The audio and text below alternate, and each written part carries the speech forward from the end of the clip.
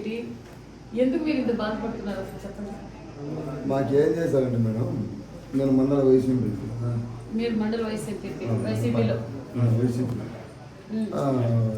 First starting మనం రూములు కట్టాలి, మనకు పేరు మంచి పేరు రావాలి అని మాకు చెప్పినాడు. చెప్తే జగన్ అన్న చెప్పాడు కదా అని మేము స్టార్ట్ చేసాం. శాంక్షన్ కాకనే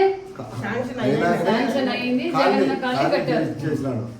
చేసినాక ఇదంతా క్వాలిటీగా చేయాలన్నాడు. చేస్తే ఒక్కొక్క రూమ్కి 3 లక్షలు అయింది మాకు. ఏంది మా పరిస్థితి అనుకుంటే అదే బిల్లు కనీసం 1.5 సంవత్సరానికి బిల్లు ఇచ్చాడు.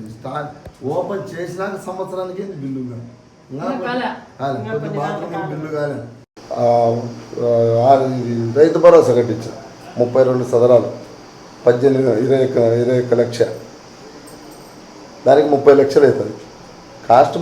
ఎంత అయినా సదరానికి లక్షలు. అంటే మీరు జగనన్న చెప్పాడని కట్టారు కానీ డబ్బులు అయితే గవర్నమెంట్ ఎంత డబ్బులు పెట్టిందో నాయకులు అంత పెట్టాం.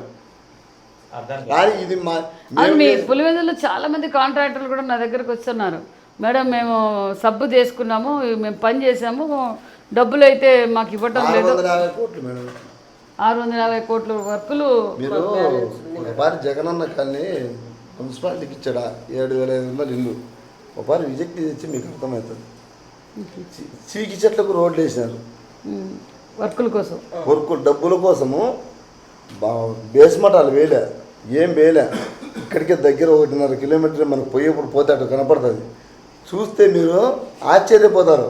వీటికే మీరు జగనన్న కాలనీకి వేసింది చూడండి. మీరు పేదవాళ్ళు పాపం, మీరు దాంట్లో బెనిఫిట్స్ అంతా 35,000 తీసుకున్నారు. మళ్ళీ మీరు రూమ్ బేస్మెంట్ వేయకముందే అకౌంట్ నుంచి 35,000 లాక్కున్నారు. ఇల్లు ఇస్తామని చెప్పి 35,000 లాక్కున్నారు. కానీ ఇక్కడ ఒక్క రూపాయి కూడా తీసుకోవాలి. అది మార్చి ఇది తోబడి బకాసు 30,000 ఖర్చు పెట్టి 1,50,000 బిల్లు ఎత్తుకున్నాడు. రాష్ట్రం అంతా ఇలాగే చేశారన్నా. కరెక్ట్ మేడం, వాస్తవం అది.